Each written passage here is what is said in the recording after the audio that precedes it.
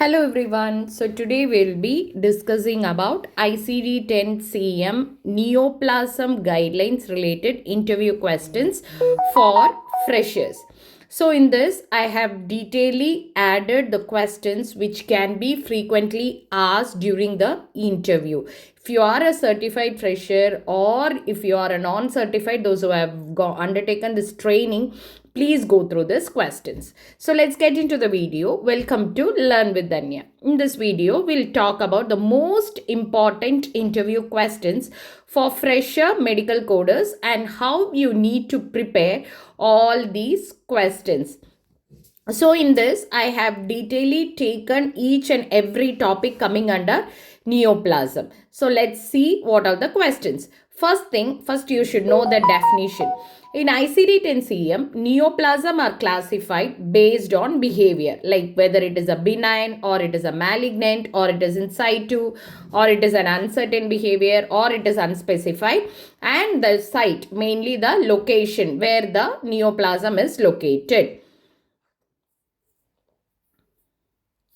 Next, steps to code neoplasm. Always first thing we have to identify the site and laterality. Site means where the neoplasm is located and laterality define whether it is a right side, left side, bilateral or it is an unspecified site. That is the first step. Second step, you should know the type of behavior.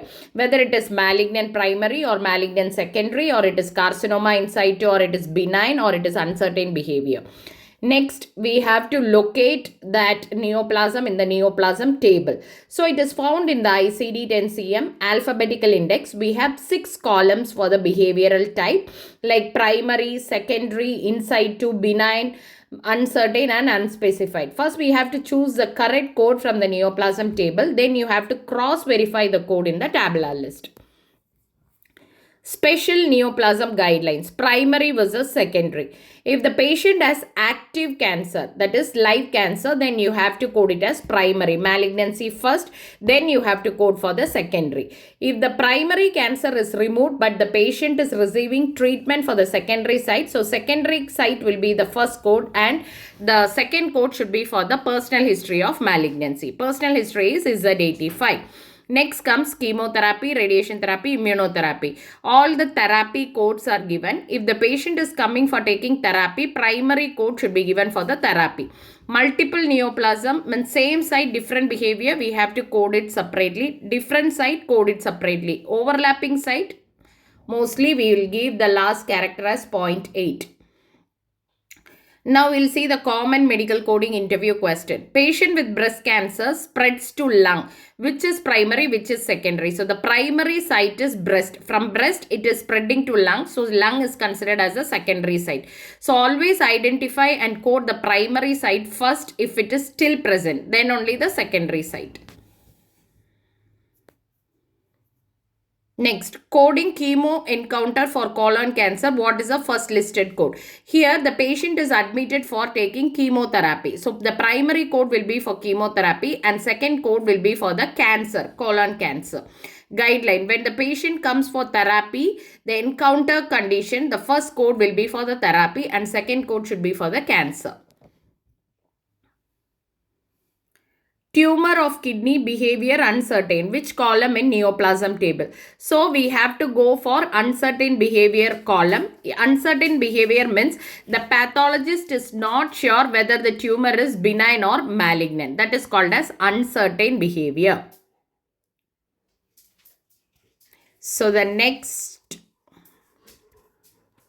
slide is history of malignant prostate cancer now cured. Which code? So personal history, if it is cured means that is considered as personal history. So for malignant prostate cancer, we will be coding personal history of that. If the cancer is completely treated and no longer present and the patient is only been monitored, then you have to code for personal history code.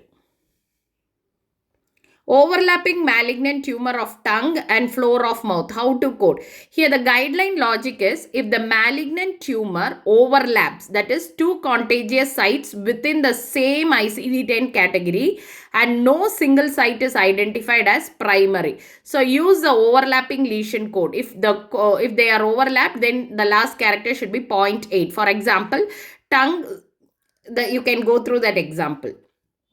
Neoplasm guidelines practice question.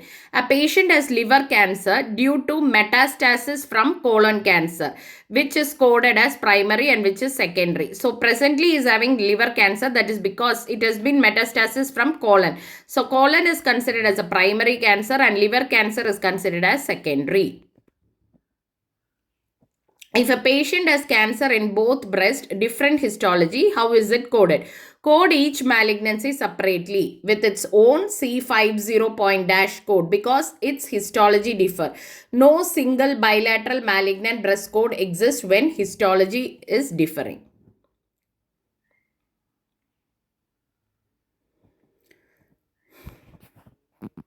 When a patient is admitted for the management of secondary cancer, but the primary cancer still exists, then how will you code? So here the secondary cancer, now the patient is admitted for secondary cancer. That's why we are coding first code as secondary cancer and second code should be given for the primary cancer.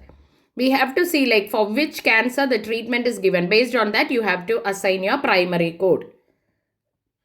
A patient has malignant melanoma of skin removed 5 years ago and is cancer free. Which ICD-10-CM category should you use? Here, it is clearly mentioned it is removed 5 years ago. So now the patient is cancer free. So that's why we are coding it as personal history of malignant melanoma. If a patient's primary cancer is no longer present but metastasis remain, which code should we apply?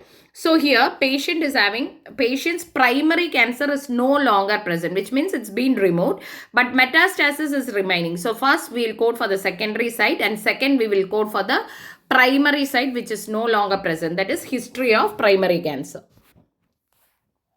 What is the correct way to code for the patient on follow-up after complete remission from leukemia? So here complete remission has happened. So we are giving personal history of leukemia. If in remission but still under care, use the remission code. Here we are not giving remission code because he is under follow-up. After complete remission, he is coming for follow-up. He is not coming for care. Next question, for a patient admitted for chemotherapy for lung cancer, which Z code should be used? We will be using Z51.11, encounter for chemotherapy, and second code will be given for the lung cancer.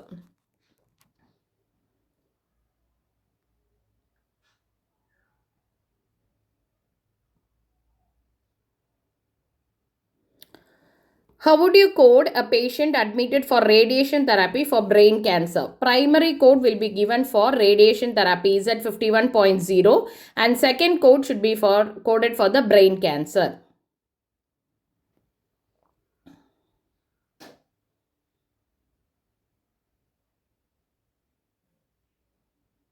These are very simple guidelines. You should go through it. If a patient is admitted for surgery to remove a malignant tumor, which diagnosis is listed first?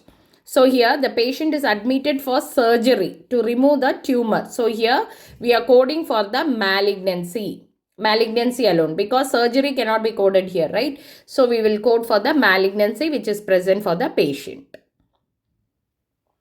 Where in the neoplasm table would you look for benign tumor? This is a practice question I have given. You can just work out, note down these 3 questions and just try to find out the answer from the neoplasm table.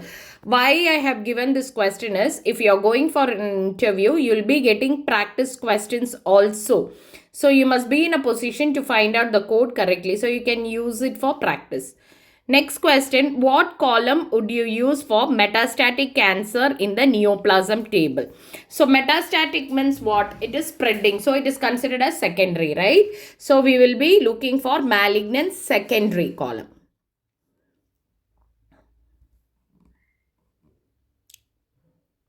Next question. Which column should you choose for a malignant tumor that has not been confirmed histologically but is highly suspected? If the document says like suspected or likely, still code it as malignant primary or secondary if that is the highest certainty that provide the state. Do not use uncertain behavior unless provider specifically documents it. How would you code if the documentation states cancer rule out, primary lung versus metastatic lung? We'll be using other non-specified lung finding or the appropriate signs and symptom code, because until the diagnosis is confirmed, we cannot assign the confirmed code.